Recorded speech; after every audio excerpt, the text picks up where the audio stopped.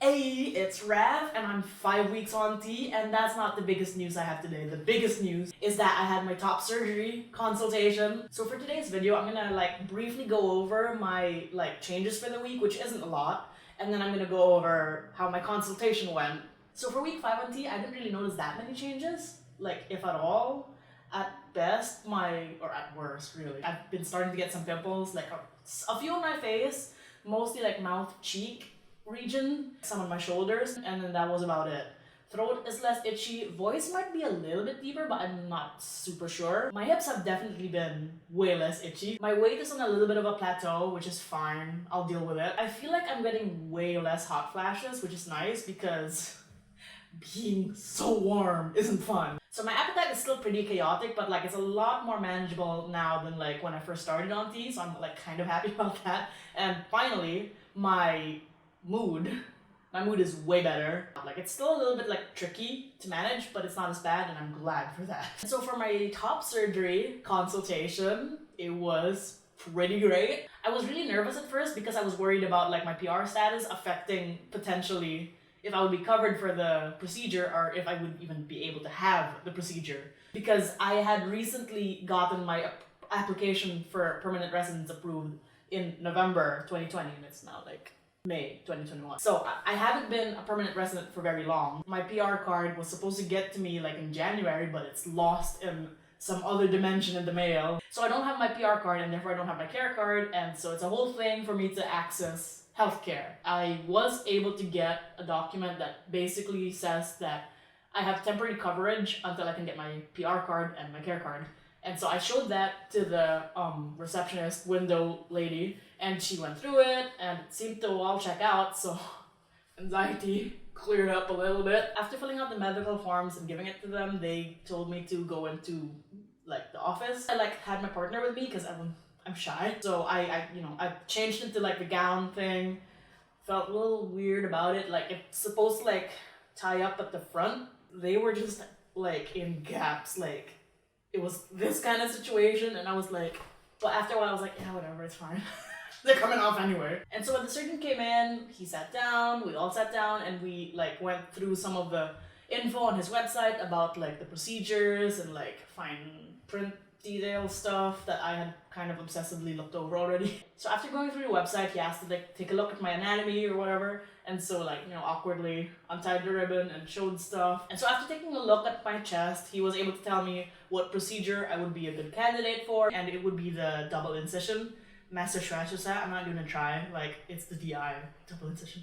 I'm gonna get DI and nipple grafts because after you take them out, I want them back, please. And then we also talked about how I would be a good candidate to do a little bit of liposuction, back, armpit, flank area, because once the bags are gone, I'm still gonna be lumpy in certain places, and I know that's gonna bother me. So we did talk about that, and it wouldn't be covered by MSP, and it would have to be out of pocket. Yeah, so I paid that bill, and so I guess I'm good to go. One thing that he did flag that was a little bit of a concern was that with my current anatomy, the tissue is pretty close together. Instead of being a little bit more like this, I'm quite like this. And so the tendency would be for my incision scars to be pretty close to each other or even connected. And I did think a little bit about that, but I honestly feel I'm fine with it. I did say that I want more a straight kind of scar in situation, and I think that's fine if it connects as long as it looks good. I just want this flattened out. And then there was a bit of a question and answer section where I asked about some concerns I had about nipple sensitivity, and I won't have much. And that is a bit of a bummer for me, but honestly, it's whatever. I'm good. And then I also asked about androgel and how I would be able to apply it if I'm gonna be kind of having limited mobility, TRX mobility after surgery. And he said that it shouldn't be an issue because I should be able to reach my shoulders. He kind of explained that I should be able to do this, I just won't be able to do this. I mean, that was good news. I felt good knowing that I wouldn't have trouble, or at least too much trouble, maintaining my T dose. The other question that I did have for him was if I would have trouble walking little Junebug over here. Because Juno is 20 to 25 pounds, and she does tend to pull on the leash, and I was a little bit worried about being able to walk her, right, Juno? He said to probably avoid walking her for the first week or so, because it's not gonna be something I can do. And that's fine. Like I have, my partner and I have like some neighbors willing to help out with taking care of my baby girl. And so it should be fine.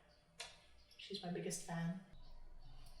We also talked about how much time off from work I'd probably have to take. And he recommended like about a week. You are so cute. And then we eventually wrapped up with like questions and answers and stuff like that. Didn't have a lot of questions after that because he was pretty thorough and his website's pretty thorough. And then after that we were like good to go. Like we set a surgery date and that's coming up in June, at the end of June. And I am holding my breath and excited and slowly starting to plan my recovery plan with my like partner and my friends and neighbors and stuff.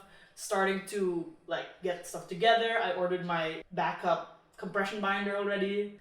I started talking to work about some time off. And I also talked to my physio about how I have like issues with my shoulders and how I gotta get them like in the best position possible because after surgery, I'm gonna be like slumping forward and I need to be like at the best position possible so that I don't have major issues when I'm like recovering. Everything's just falling into place and I am just so excited and so happy and I don't know what to do with this happiness. Oh, and also, I was an absolute idiot at the consultation. I like asked some of the stupidest questions. Finished up with the consultation with the surgeon and I'm hella excited. There's a cat. Look how cute it is. Cute cat. What was I saying? I am upset that I'm not the first person to ask the surgeon if I could keep my boobs as a trophy. And I think he was amused. Because he did joke around with me a little bit. But yeah, he was a chill dude. I liked him. He seemed fine and like accommodating and approachable. And I appreciated that a lot. And I felt really comfortable with him. And I'm like, I'm good to go. I trust this person with my like anatomy. 18-year-old me from a million years ago would not have even been able to fathom that like having a different body would be even possible. This is like a lot. This is huge and I can't describe how happy I am. It's great. And yeah, so see you guys next week, I guess. Yeah. Bye.